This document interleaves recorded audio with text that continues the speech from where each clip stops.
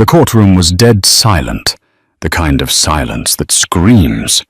Grant sat there in his $5,000 Brioni suit, checking his Rolex, looking at his wife like she was a stain on his shoe. He couldn't wait to wipe off. He leaned over his voice, a cruel whisper that echoed in the heavy air. "Sign the papers, Grace. You leave with nothing. No alimony, no house. Just the clothes on your back. You're nobody without me."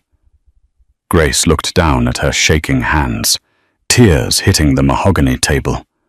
The judge was about to bang the gavel. It was over. Evil had won, or so Grant thought, because at that exact second, the heavy oak doors at the back of the courtroom didn't just open, they were thrown wide. And the man who walked in didn't just stop the trial. He stopped Grant's heart.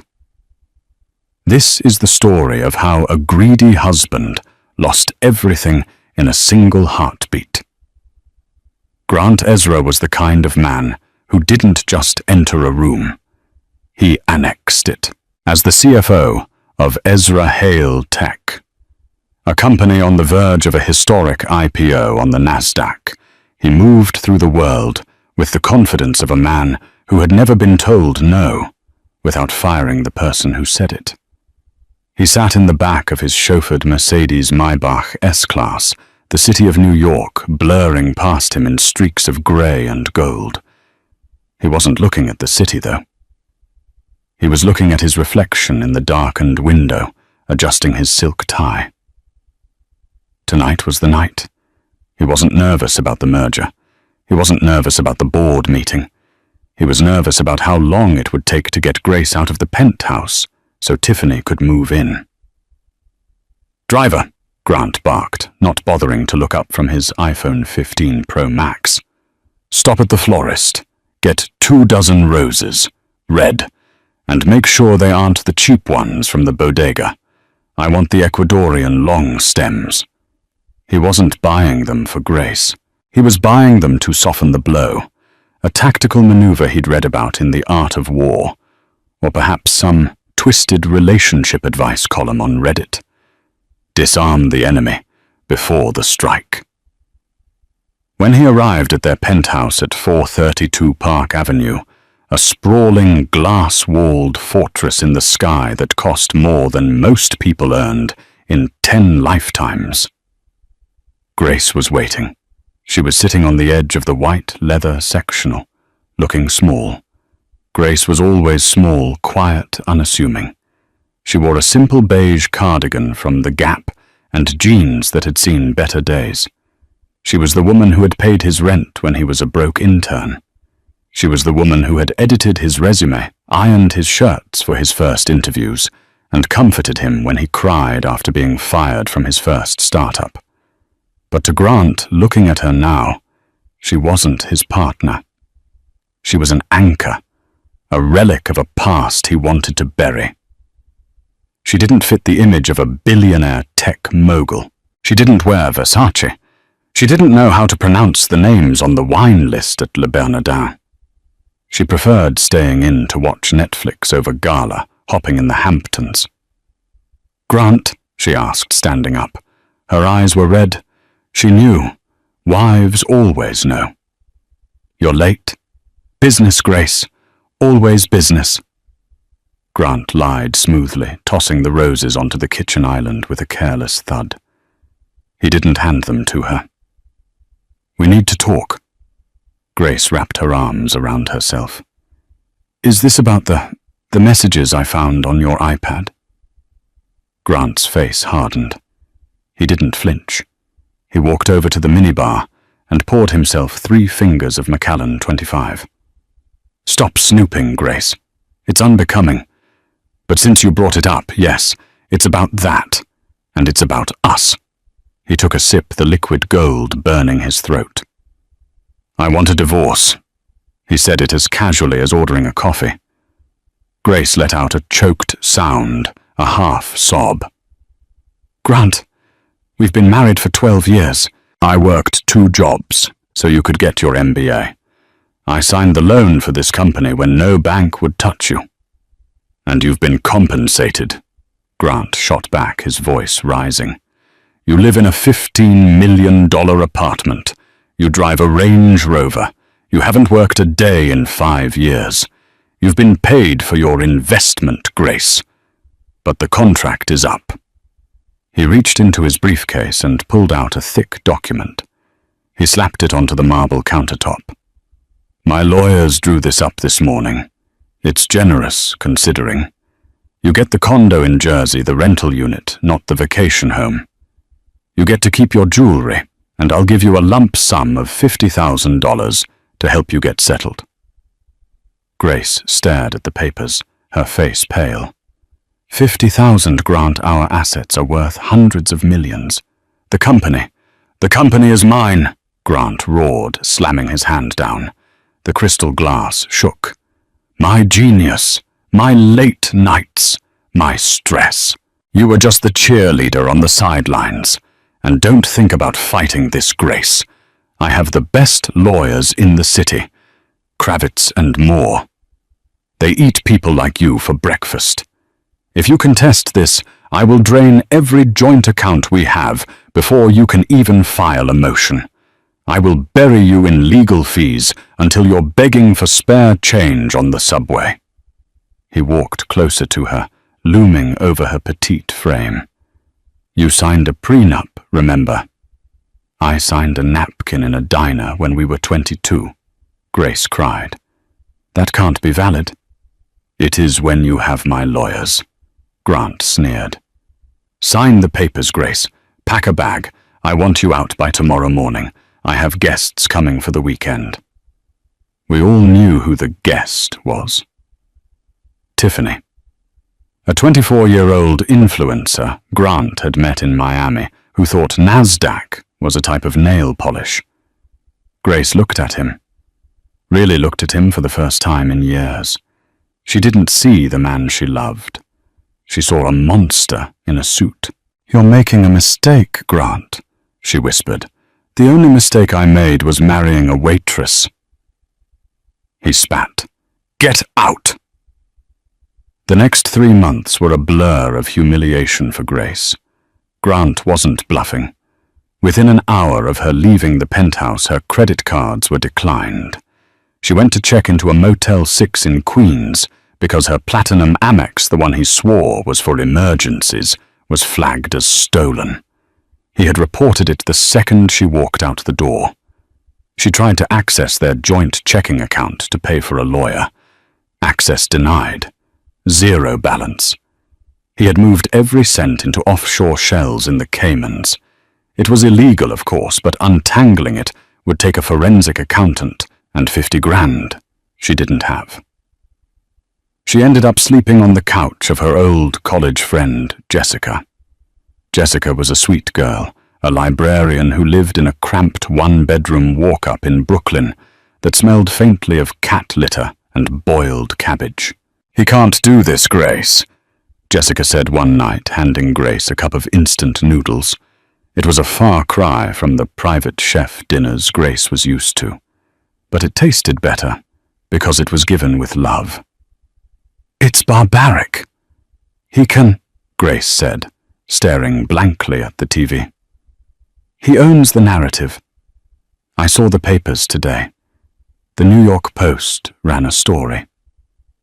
Tech mogul's wife caught cheating, Grant Ezra files for divorce after heartbreak. He planted a story, Jess.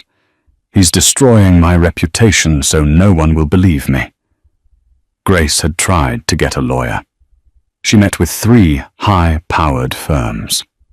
As soon as she said Grant Ezra, they closed their notebooks, conflicted out.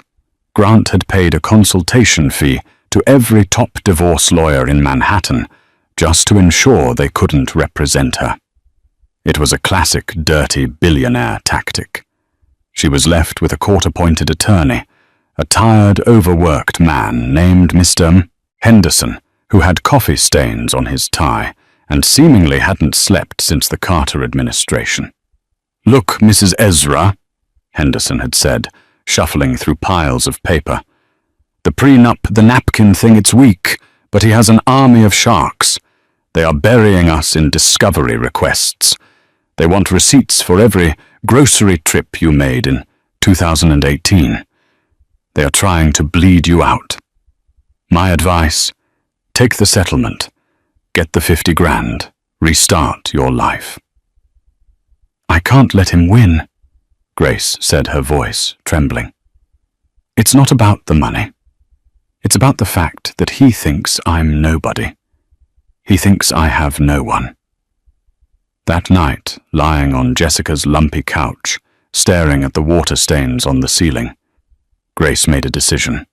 She reached into her duffel bag, the only luggage she had taken, and pulled out an old burner Nokia phone. It wasn't her regular iPhone. It was a phone she had kept hidden in the back of her sock drawer for 12 years. She turned it on. The battery was low, but it had a signal. There was only one number saved in the contacts. It was labeled simply "Do Not Call." She stared at the glowing screen. Her hand hovered over the green button. Grant didn't know who she really was. When they met, she was waitressing at a diner near NYU. She told him she was an orphan from the Midwest, that she had no family, no connections. She wanted to be loved for her, not for her last name. She wanted to escape the suffocating pressure of her lineage, the expectations, the security teams, the board meetings she was forced to attend as a child. She had walked away from a life that Grant could only dream of, just to be with a man who made her laugh. And now that man had thrown her away like garbage. She pressed the green button. It rang once. Twice. "This line is for emergencies only." A deep baritone voice answered. No hello, no pleasantries. The voice was cold, efficient, and terrifyingly familiar. "Alexander," Grace whispered. A tear rolled down her cheek. "It's me. It's Grace." There was a silence on the other end. A silence so heavy it felt like the air pressure in the room dropped. "Grace." The voice softened just a fraction. It was the voice of a man who commanded armies, or in this case a global conglomerate. "It has been 12 years. Mother thinks you are in Europe." "I'm in Brooklyn," she choked out. I made a mistake, Alex. I married a man, a bad man." "I know," Alexander said. The sound of a keyboard clacking furiously came through the line. "Grant Ezra Hale Tech. I've been tracking him since the day you registered your marriage license. I respected your wish for privacy, Grace. I let you play normal life, but I have a file on him thicker than the Bible." Grace sat up, wiping her eyes. "He's trying to destroy me, Alex. He threw me out. He froze everything.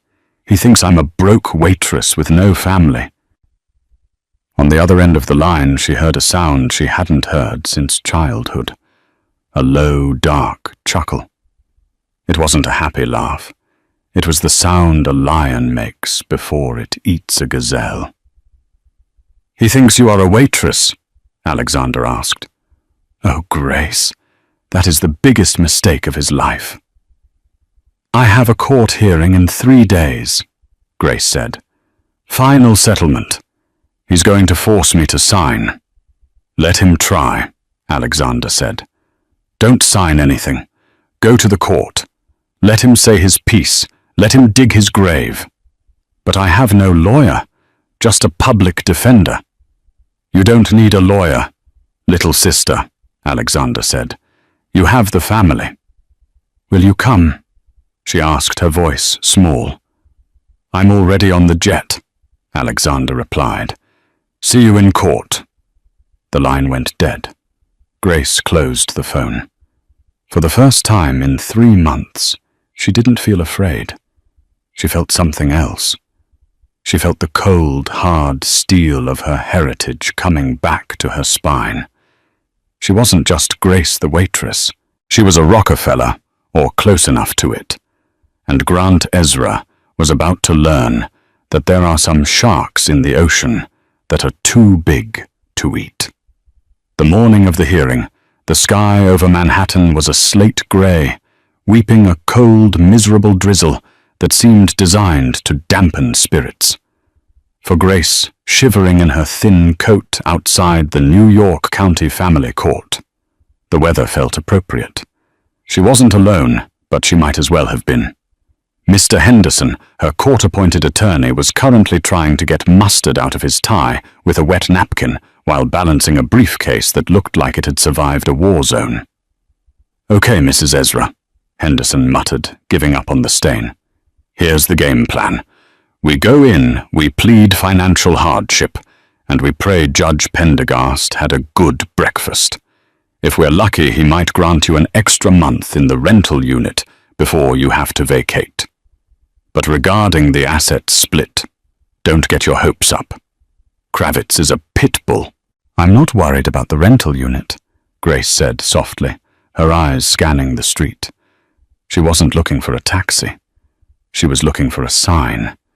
But the street was empty of black SUVs. Had Alexander been serious? Or was it just another empty promise from a family she had abandoned? Just then a commotion erupted near the main entrance. Flashbulbs popped like lightning strikes. A sleek black Maybach pulled up to the curb, flanked by two private security SUVs. Grant Ezra emerged. He looked like $1 billion. He was wearing a custom Navy Tom Ford suit, the kind that cost more than Henderson's car. He paused for the cameras flashing, that practiced shark-like small that had graced the cover of Forbes just last month. Beside him was his legal team, 3 men in identical grey suits, led by Simon Kravitz.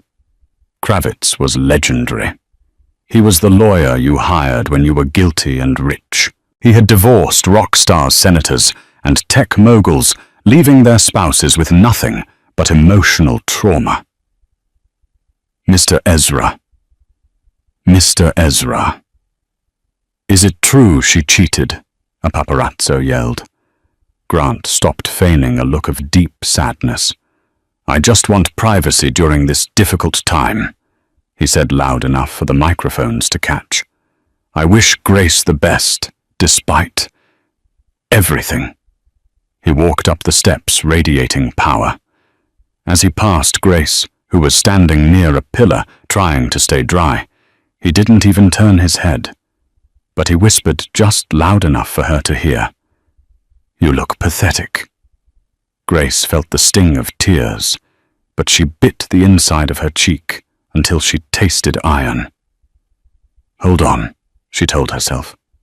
"Just hold on." Inside the courtroom, the atmosphere was oppressive. It smelled of floor wax and old wood. Grant's team took up the entire right side of the room. They had laptops, paralegals, and stacks of binders. They looked like they were launching a military invasion. Grace and Henderson sat on the left at a scarred wooden table. Henderson had 1 yellow legal pad and a leaking pen. "All rise!" the bailiff bellowed. Judge Pendergast walked in. He was an older man, with a face like a crumpled paper bag, and a reputation for hating long trials. He looked at the clock before he even sat down. "Docket number 4920, Pendergast grunted. "Ezra versus Ezra, finalizing the divorce decree and asset division. Mr. Kravitz, you have the floor. Keep it brief. I have a tea time at 3. Kravitz stood up, buttoning his jacket. He didn't look at the judge. He looked at the gallery, performing for an audience of none. "Your Honor," Kravitz began, his voice smooth as oil. "This case is simple. We have a valid prenuptial agreement. We have a marriage of 12 years where my client, Mr. Ezra, was the sole earner, the sole creator of value, and the sole bearer of financial risk. The respondent, Mrs. Ezra, has contributed 0 financial assets to the marriage. In fact, her exorbitant spending habits have been a drain on my client's resources. He gestured to a stack of papers. We have credit card statements here showing thousands of dollars spent on frivolous items while my client was working 80-hour weeks building Ezra Hale tech. Grace gasped. That's a lie. Those were expenses for his client dinners. I hosted them. Quiet, Mrs. Ezra, the judge snapped. Your lawyer will speak for you. Henderson stood up, looking terrified. Your Honor, my client alleges that the pre-ENIP was signed under duress and without legal representation. She was 22. Grant interrupted from his seat, looking bored. She was perfectly capable of reading. She was just happy to land a meal ticket. Mr. Ezra, restrain yourself, the judge warned, though he didn't sound angry. He turned to Henderson. Counselor, unless you have proof of duress, the document stands. Mr. Kravitz, proceed with the settlement offer. Kravitz smirked. Thank you, Your Honor. Mr. Ezra is a generous man, despite the infidelity, which we are prepared to prove with witness testimony. Grace's head snapped up. Infidelity. I never touched another man. We have an affidavit from a pool boy in the Hamptons, Kravitz lied effortlessly. But to save the court time, Mr. Ezra is willing to overlook this. He offers a one-time payment of $50,000. In exchange, Mrs. Ezra waives all rights to the company, the real estate, and future alimony. She must also sign a non-disclosure agreement, preventing her from discussing Mr. Ezra or his business. The judge nodded, looking bored. Seems standard. Mr. Henderson, do you accept? Henderson looked at Grace. Mrs. Ezra, it's the best you're going to get. If they bring the pool boy in, even if it's a lie, the legal battle will take years. You don't have the money. Grace looked at Grant. He was checking his watch again. He looked so sure of himself, so untouchable. She looked at the heavy wooden doors at the back of the room. They remained closed. He's not coming, she thought, a cold dread filling her stomach. Alexander isn't coming. I'm alone. Mrs. Ezra, the judge asked, his voice impatient. We need an answer. Accept the $50,000 and the NDA, or we proceed to trial right now, where Mr. Kravitz will likely strip you of even that small kindness. Grant leaned forward, his eyes locking with hers. His expression was one of pure pity. Take the money, Grace. Go back to whatever diner I found you in. Don't embarrass yourself. Grace stood up. Her legs were shaking, but she forced her spine straight. She remembered who her grandmother was. She remembered the lessons on posture she had hated as a child. Grace started, her voice cracking. She cleared her throat. I will not sign. The room went silent. Grant let out a loud, mocking laugh. Oh, for God's sake. I will not sign, Grace repeated louder this time, because $50,000 doesn't cover the interest on the loan I gave you. What loan? Grant scoffed. You never had a dime? The emotional loan, Grace said, improvising, stalling for time. The years of my life. Your Honor, this is a waste of the court's time.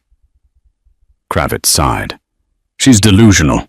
I move to enforce the prenup immediately. Granted, Judge Pendergast said, reaching for his gavel.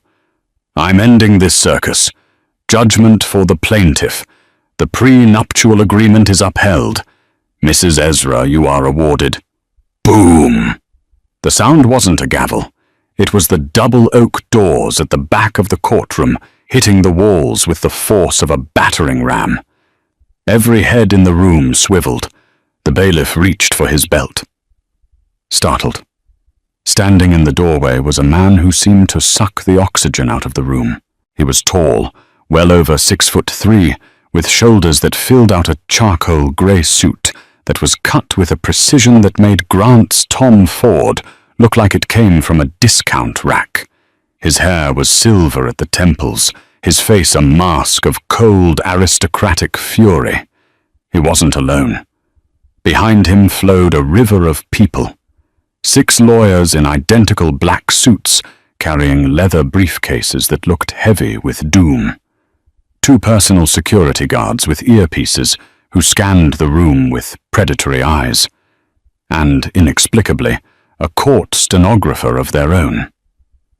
Grant frowned, squinting. "Who the hell is this? We're in a closed session." The stranger didn't look at Grant. He didn't look at the judge. He walked straight down the center aisle, his dress shoes clicking against the floor with a rhythmic military cadence. The air in the room seemed to vibrate with his presence. This wasn't just money walking in. This was power. The kind of power that buys the bank, not just the account. "You can't be in here." Kravitz stood up, though he looked suddenly smaller. "Judge, order this man out." Judge Pendergast, however, had gone pale. He was staring at the man's face, recognition dawning in his eyes like a horror movie realization. The stranger stopped at the wooden gate that separated the gallery from the court floor. One of his security guards opened it for him. He walked past Henderson, who was currently gaping like a fish, and stood next to Grace. He placed one hand on her shoulder, a gentle, protective weight. "My apologies for the tardiness, Your Honor," the man said. His voice was deep resonant and carried a British boarding school clip that screamed old money. Traffic on the bridge was dreadful. We had to take the helicopter to the heliport and drive from there. Who are you?" Grant demanded, standing up. "Get away from my wife." The man turned slowly to face Grant. It was like a glacier turning to face a rowboat. "I am not here for your wife, Mr. Ezra," the man said coolly. "I am here for my client." "She has a lawyer," Grant pointed at the trembling Henderson. "Mr. Henderson is relieved of his duties as of this moment," the man said, snapping his fingers. One of the 6 lawyers behind him stepped forward and dropped a thick file onto the defense table. It landed with a heavy thud that echoed in the silence. "I am assuming representation for Mrs. Grace." The man paused, looking at Grace with a hint of a smile. "Mrs. Grace Rothschild Vanderbilt." The silence that followed lasted 5 seconds, then pandemonium. "What?" Grant laughed, a nervous, high-pitched sound. "Her name is Grace Miller. She's a nobody from Ohio." Grace Miller was the alias she used to live a normal life. The man continued, unbuttoning his suit jacket to reveal a silk vest. To escape the burden of her legacy, a legacy she foolishly thought she could trade for love. He turned to the judge. "Your Honor, I am Alexander Rothschild Vanderbilt, CEO of the Sovereign Global Trust, and more importantly, Grace's older brother." Judge Pendergast swallowed hard. "Mr. Vanderbilt, I wasn't aware." "Clearly," Alexander cut him off. "If you were, you wouldn't be entertaining this farce of a prenuptial agreement, a document signed without proper counsel regarding an estate that at the time was already worth more than the GDP of a small country." Grant's face went from red to chalk white. He looked at Grace. She wasn't looking at the floor anymore. She was looking at him. And for the first time, he saw the resemblance. The sharp jawline. The steel in the eyes. It had been there the whole time. "This is a joke," Grant stammered. "Grace, tell them this is a joke." Grace looked at her brother, then at Grant. She didn't smile. "Alexander isn't known for his sense of humor." "Grant," she said quietly. Alexander turned his full attention to Grant. Mr. Ezra, you offered my sister $50,000. It was a settlement, Grant squeaked. 50,000, Alexander repeated, as if tasting a rotten lemon. That is roughly what I spent on fuel to fly here today. He signaled to his team of lawyers. They began unpacking laptops and projectors. You wanted to discuss finances, Mr. Ezra? Alexander said, his voice dropping to a predatory growl. Let's discuss finances. But let's not talk about your pitiful tech startup. Let's talk about the fact that Ezra Hale Tech was built on a seed loan Grace gave you 12 years ago. A loan drawn from her trust fund. A loan that, according to the fine print you never bothered to read because you were too busy looking at yourself in the mirror, entitles the trust to 60% equity in any venture founded with said capital. Grant froze. No, that was a gift. She said it was savings from waitressing. She lied to protect your ego, Alexander said. But the bank transfer records don't lie, and neither do the auditors I've had inside your company's servers for the last 24 hours. Alexander leaned in close to Grant, invading his personal space. You wanted her to leave with nothing, Grant Fine.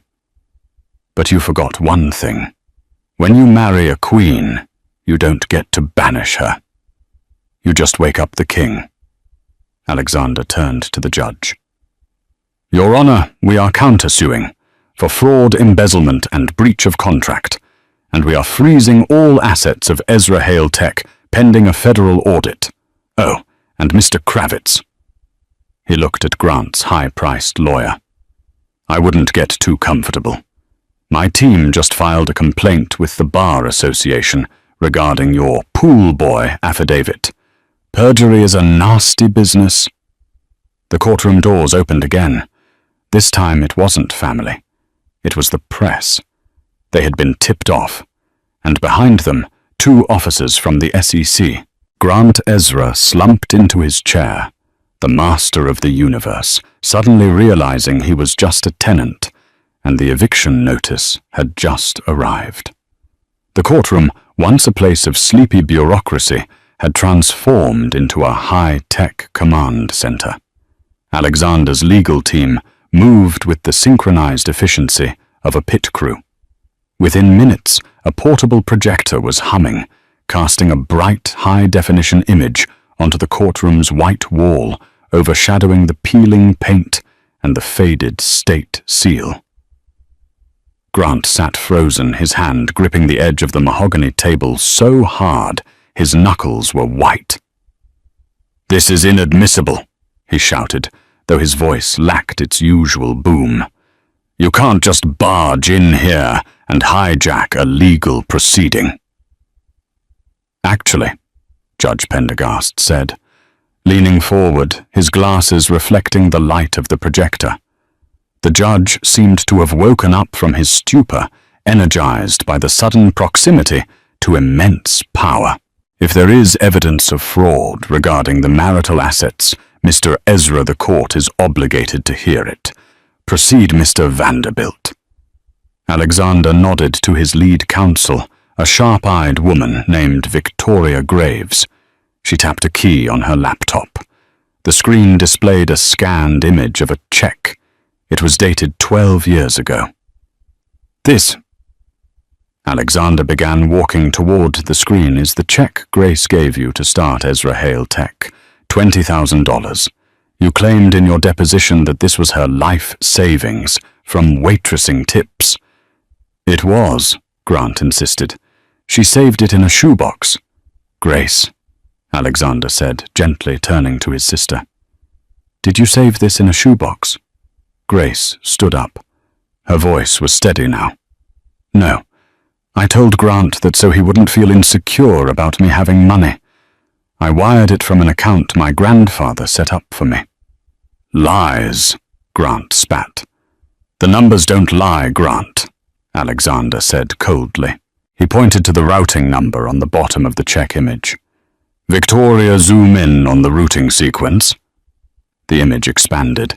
"That is not a routing number for Chase or Bank of America," Alexander explained to the room. "That is a SWIFT code for the Vanderbilt Family Trust Sovereign Division. It's a private internal banking system. And see this memo line, Investment, Series A." Grant blinked. "What?" "No," it said, "for your dream." "The physical check you saw said that," Alexander corrected. "The digital transfer record, the legal instrument that actually moved the money, was coded by the trust automatically. Every dime that leaves our family accounts is tagged. By accepting that money, Grant, you didn't just borrow cash from a girlfriend. You accepted venture capital from a sovereign trust. And per the standard terms of that trust, terms that are automatically attached to any outgoing capital, we retain a controlling interest until the principal is repaid with interest." "Which it never was." Grant looked at Kravitz, his lawyer. "Simon, say something. Tell them this is bullshit." Kravitz was sweating profusely. He was frantically scrolling through legal statutes on his iPad. I need to review the trust laws regarding implied contracts, Mr. Ezra. If the money came from a trust—" "It gets worse," Alexander interrupted. Victoria clicked the next slide. It was a complex web of bank accounts. "You tried to hide your assets, Grant," Alexander said, his voice dropping an octave. "You moved $12 million last week to a shell company in the Cayman Islands called Blue Horizon Holdings. You thought it was untraceable." "It is," Grant blurted out, then clamped his hand over his mouth. "Admission of guilt," Victoria noted, calmly typing into the court record. "It was untraceable," Alexander corrected. "To the FBI, maybe. To the IRS, perhaps, for a few years. But you made a fatal error in choosing your offshore bank. You deposited the funds into the Bank of St. George in Georgetown." Grant's eyes darted around. "So what? It's a private bank." Alexander smiled. It was a terrifying, shark-like smile. "Grant, who do you think owns the Bank of St. George?" The silence stretched out taut as a piano wire. "I bought it," Alexander whispered.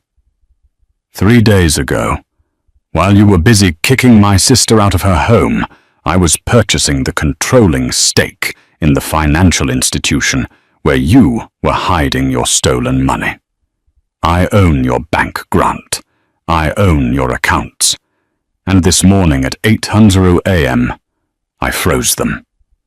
Grant scrambled for his phone. He opened his banking app. His face went grey. Access denied. Account locked. You can't do that," Grant wheezed. "That's illegal." "I'm the chairman of the board." Alexander shrugged. "I ordered an internal audit due to suspicious activity. It's perfectly legal. Your assets are frozen, Mr. Ezra, all of them. You can't even buy a hot dog right now." Judge Pendergast looked at Grant with open disdain. "Mr. Ezra, is this true? Did you attempt to conceal $12 million from this court while pleading that your wife should receive nothing?" I, Grant stammered. He looked at Kravitz. Kravitz stood up, closing his briefcase. "Your Honor, I would like to request a recess to confer with my client." "There will be no recess," Alexander boomed, his voice echoing off the walls, "because we are not done. We have addressed the money. Now let's address the character assassination." Alexander snapped his fingers. Victoria pulled up a new file. It was a video file. "The pool boy," Alexander announced.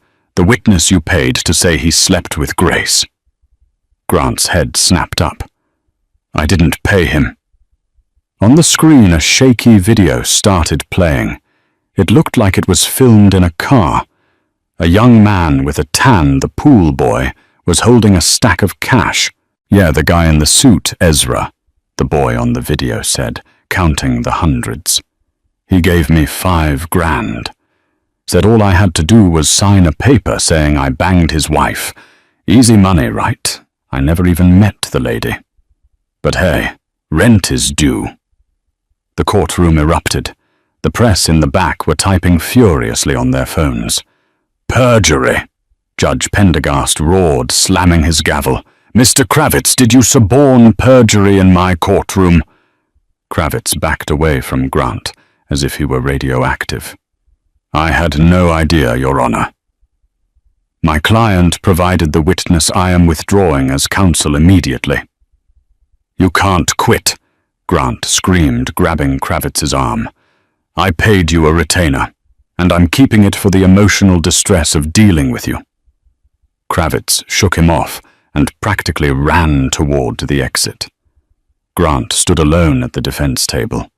His suit suddenly looked too big. His empire was crumbling brick by brick in real time. Grace watched him. She expected to feel joy. She expected to feel triumph, but mostly she just felt a profound sense of closure. The monster wasn't a monster. He was just a small, greedy man who had picked a fight with a god. Grant, Grace said, her voice cutting through the noise. He turned to her, his eyes wild. It's over, she said. It's not over, Grant yelled, losing his composure entirely. I'm still the CEO. I still have the IPO next week. Ezra Hale is going public. I'll make billions. I'll hire better lawyers. I'll bury you all. Alexander checked his watch. Ah, the IPO. I almost forgot. He turned to the back of the room. Gentlemen. The two men in the cheap suits who had entered with the press stepped forward. They weren't wearing Brioni. They were wearing federal badges. Grant Ezra, the taller agent said.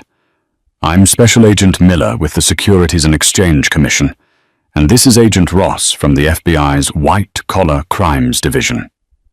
Grant's knees buckled. He actually grabbed the table to stay upright. The air in the courtroom became heavy, suffocating. The presence of the FBI has a way of making even the most arrogant men feel very small. What is this?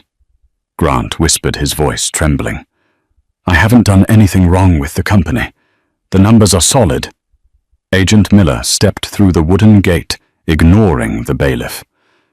Mr. Ezra, we received a tip-off regarding your S1 filing for the upcoming IPO, specifically regarding the disclosure of pending litigation and asset ownership. There was no pending litigation, Grant insisted. I divorced her. You failed to disclose that 60% of the initial seed capital was subject to a lien by a sovereign trust, the agent said, glancing at Alexander. By claiming full ownership of the equity in your filings to the SEC, you committed securities fraud. You misled investors. That's a clerical error, Grant cried. And the FBI agent added, we also have evidence that you used company funds to pay for personal legal fees, specifically the retainer for Kravitz and Moore, and categorized it as R&D in your ledger. That is embezzlement, Mr. Ezra. Grant looked at Alexander. You tipped them off. I merely forwarded the audit results my team conducted this morning, Alexander said smoothly. As the majority shareholder, which I legally am based on the original loan terms, I have a fiduciary duty to report criminal activity within the company. You killed the IPO, Grant whispered, the reality crashing down on him. You killed the company. I saved the company, Alexander corrected. I'm removing the cancer. That's you. Agent Miller pulled out a pair of handcuffs. The metal clicked ominously in the quiet room. Grant Ezra, you are under arrest for securities fraud, embezzlement, and conspiracy to commit perjury. Please place your hands behind your back. No, wait. Grant backed away, knocking over his chair. I can explain. I can make a deal, Grace. Grace, tell them. Tell them it was a misunderstanding. He looked at his wife, the woman he had thrown out like trash just days ago. He looked for the kindness he had exploited for a decade. He looked for the weakness. Grace stood up. She walked around the table until she was face to face with him. She was inches from the handcuffs dangling from the agent's hand. Grace, please. Grant begged, tears streaming down his face now. I'm your husband. We had good times, didn't we? Remember the trip to Cabo? Remember when I bought you that car? I remember, Grace said softly. I remember you telling me I was nobody. I remember you telling me to leave with nothing. I was angry, I didn't mean it. You meant every word, Grant, Grace said. You fell in love with a version of me that you could control, and when you got bored you tried to erase me. But you forgot one thing. What? Grant sniffled. I'm not just a waitress, she said, her voice turning to steel. And I never wanted your money. I just wanted you to be a good man. You couldn't even do that. She turned to the agent. He's all yours. As the agent spun Grant around and clicked the cuffs onto his wrists, a cell phone began to ring. It was lying on the defense table where Grant had dropped it. The caller ID flashed on the screen, bright and mocking Tiffany. Grant twisted his head. Tiffany. Someone answer that. She'll help me. Her dad is a senator. Alexander reached down and picked up the phone. He pressed the speaker button. Grant? Tiffany's voice came through shrill and angry. Babe, why is my credit card declining? I'm at Saks and it's embarrassing. And why are there people on Twitter saying you're being arrested? Grant. Hello. Alexander held the phone up. Miss Tiffany. This is Alexander Vanderbilt. I'm afraid Grant can't come to the phone right now. He's currently being taken into federal custody. Who is this? Tiffany screeched. Where is Grant? Grant is indigent, Alexander said coolly. His assets are frozen. His company is under federal investigation, and the penthouse you were planning to move into. It belongs to the trust now. I'd suggest you find another sponsor. This one is tapped out. There was a pause, then a distinct click. Tiffany hung up. Grant let out a sob. It was a pathetic, broken sound. Take him away, Judge Pendergast ordered, waving his hand as if shooing a fly. Two marshals grabbed Grant by the arms and began dragging him towards the side exit. He wasn't walking like a CEO anymore. He was stumbling his expensive shoes, scuffing the floor. His head hung low. As they reached the door, Grant looked back one last time. He looked at Alexander, looking regal and untouched. He looked at Grace, who was being hugged by her brother. I made you. Grant screamed a final desperate delusion. You're nothing without me. The door slammed shut, cutting off his voice. The silence that followed was heavy but clean. It was the silence after a storm passes. Alexander exhaled and adjusted his cufflinks. Well, that was rather dramatic. I do detest scenes. He turned to the judge. Your Honor, I assume the divorce decree can now be finalized on our terms. Judge Pendergast was practically writing the order before Alexander finished the sentence. Absolutely, Mr. Vanderbilt. Judgment for the respondent. Full ownership of all marital assets transferred to Mrs. Ezra. Alimony denied to Mr. Ezra. Restraining order granted. The judge banged the gavel. Whack! Court adjourned. Grace felt her knees give way. She didn't fall, though. Alexander caught her. I've got you, he whispered. You're safe, Grace. You're home." Grace buried her face in her brother's expensive suit, and finally, after 3 months of holding it together, she wept.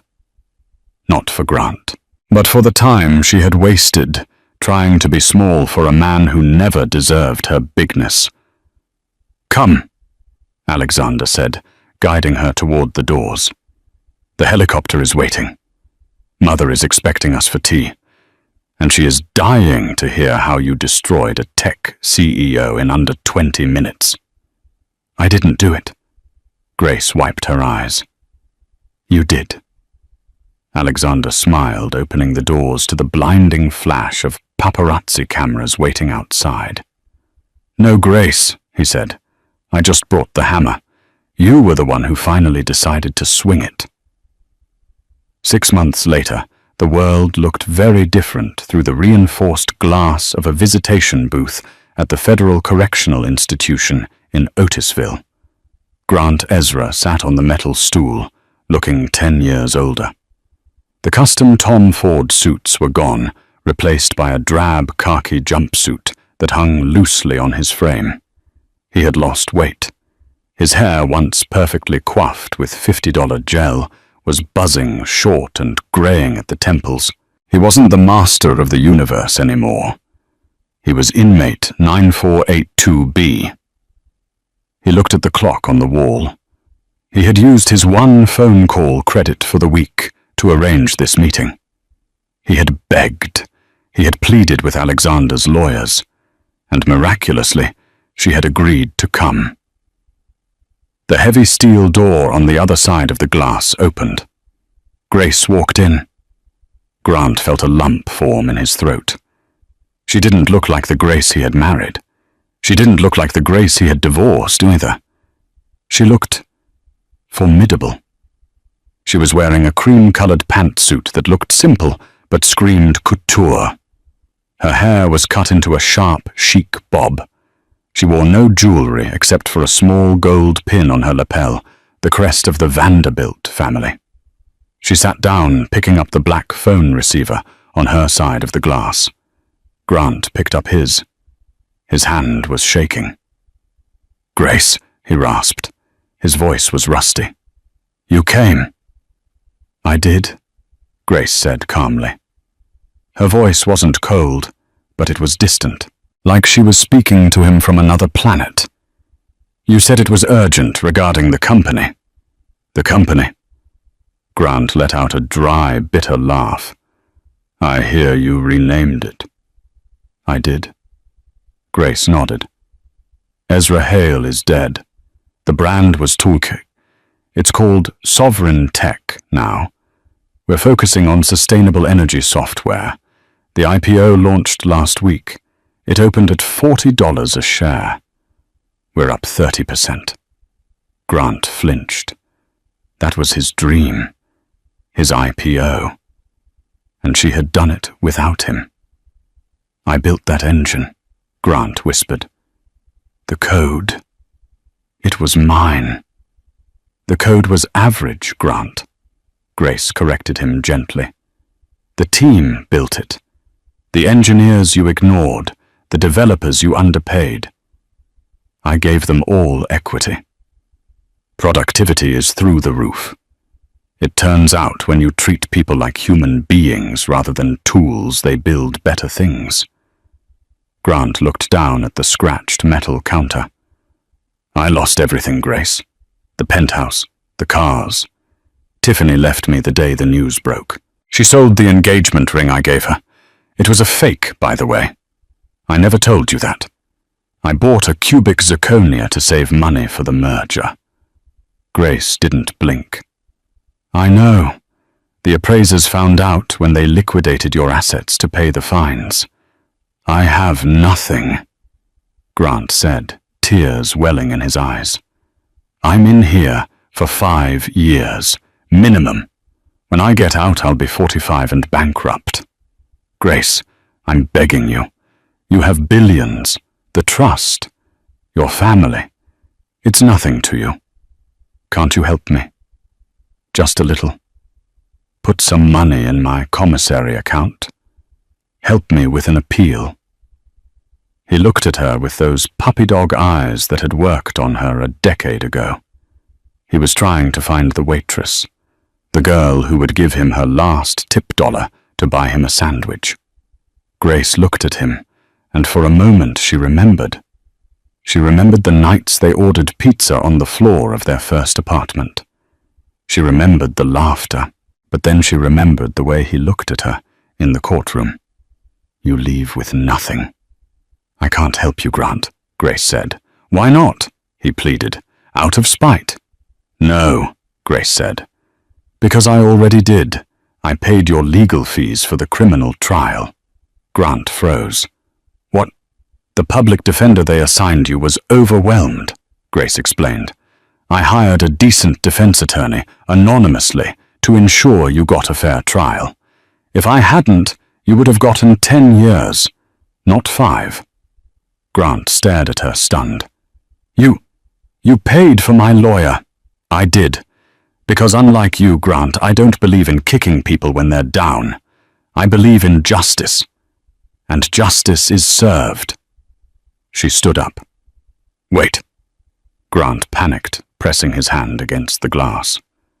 "Don't go, Grace, I still love you. We can fix this. When I get out." Grace looked at his hand on the glass, then up to his desperate eyes. "Goodbye, Grant," she said softly. "I hope you find who you are in here. Because the man outside, he wasn't worth knowing." She hung up the phone. As she turned to leave, Grant started screaming into the receiver, slamming his fist against the glass, but the sound was muffled, distant. A guard stepped forward, grabbing Grant's shoulder to restrain him. Grace didn't look back. She walked out of the prison and into the bright, crisp autumn air. A black SUV was waiting. The rear door opened, and Alexander was sitting there, reading the Financial Times. "How was it?" Alexander asked, folding the paper as she slid in. "Sad," Grace said, buckling her seatbelt. "He's just small. Men like him usually are once you strip away the borrowed suits," Alexander said. "Are you ready?" "Mother is waiting at the estate. The board of directors is flying in for dinner. They want to vote on the new chairwoman." Grace looked out the window as the car pulled away, leaving the grey prison walls behind. She saw her reflection in the glass. She didn't see a victim. She didn't see a waitress. She saw a woman who had walked through fire and come out made of gold. "I'm ready." Grace smiled. "Good." Alexander grinned, tapping the driver's partition. "To the airport, James. The chairwoman has a plane to catch." As the car sped toward the horizon, Grace pulled out her phone. She opened her banking app not to check her balance, which was astronomical, but to make a transfer. She sent $50,000 to the Legal Aid Society of New York with a memo, "For those who leave with nothing." She closed her eyes and took a deep breath. She had left the marriage with nothing, it was true. But she had walked out of that courtroom with everything that actually mattered. And that is the story of Grant, Ezra, and Grace. Grant thought that power came from money, from status, and from the ability to crush the people around him. He thought he could discard his wife like an old receipt because he believed she was weak, but he forgot the most important rule of life. You never really know who you are dealing with. He mistook Grace's kindness for weakness and her silence for submission. He didn't realize that the person holding the ladder for him was the only reason he was standing so high. In the end, Grant got exactly what he asked for. He wanted Grace to leave with nothing. Instead, she left with her dignity, her family, and his entire company. And Grant. He was left with the only thing he truly earned, a lonely cell, and the memory of the woman he was too blind to value. It's a harsh lesson, but a necessary one. Be careful who you step on while you're climbing to the top, because they might just be the ones holding the safety net. And sometimes when you cut them loose, you're the one who falls. Wow, what a roller coaster. I have to ask you guys, do you think Grace was too nice paying for his lawyer at the end? Or was that the ultimate power move? I honestly think seeing him rot in prison while she runs his company is the best revenge of all. Let me know in the comments. If you were, Grace, would you have visited him in prison, or would you have just ghosted him forever? I read every single comment. If you enjoyed this story of massive karma, please smash that like button. It really helps the channel grow. And if you haven't already, hit subscribe and ring that notification bell so you never miss another story about arrogant billionaires getting exactly what they deserve. Thanks for watching, and remember, the truth always comes out in the end. See you in the next video.